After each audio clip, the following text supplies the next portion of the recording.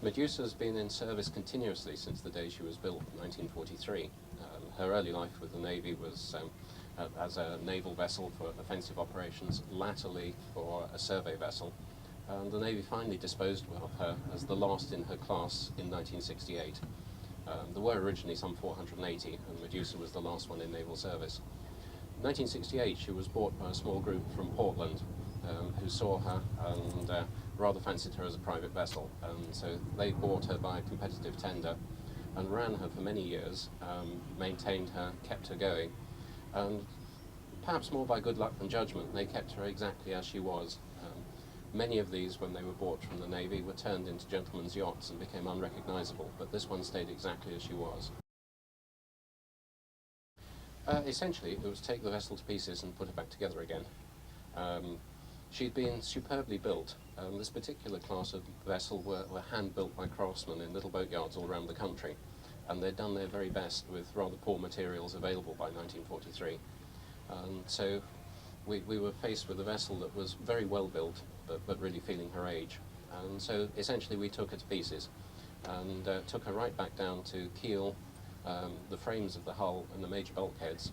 Absolutely everything came out of the inside, all the superstructure off, engines, machinery out, and all this stuff was taken ashore, carefully restored, and then put back together again.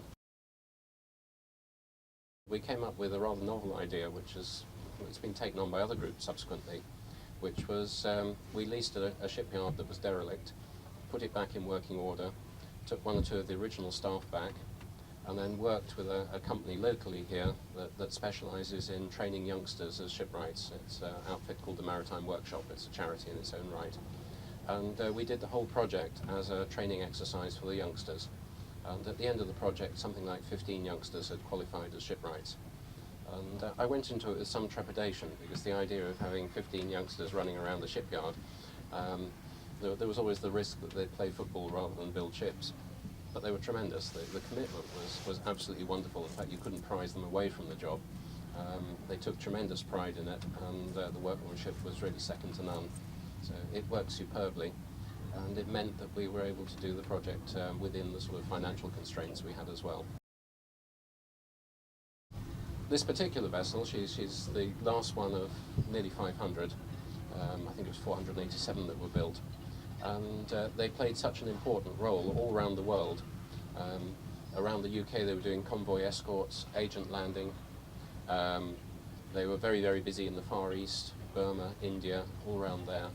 Extremely important, and we felt it absolutely vital that one should remain as give future generations an understanding of what it was all about. And really as a memorial to something like 5,000 people that crewed these vessels that have largely been forgotten.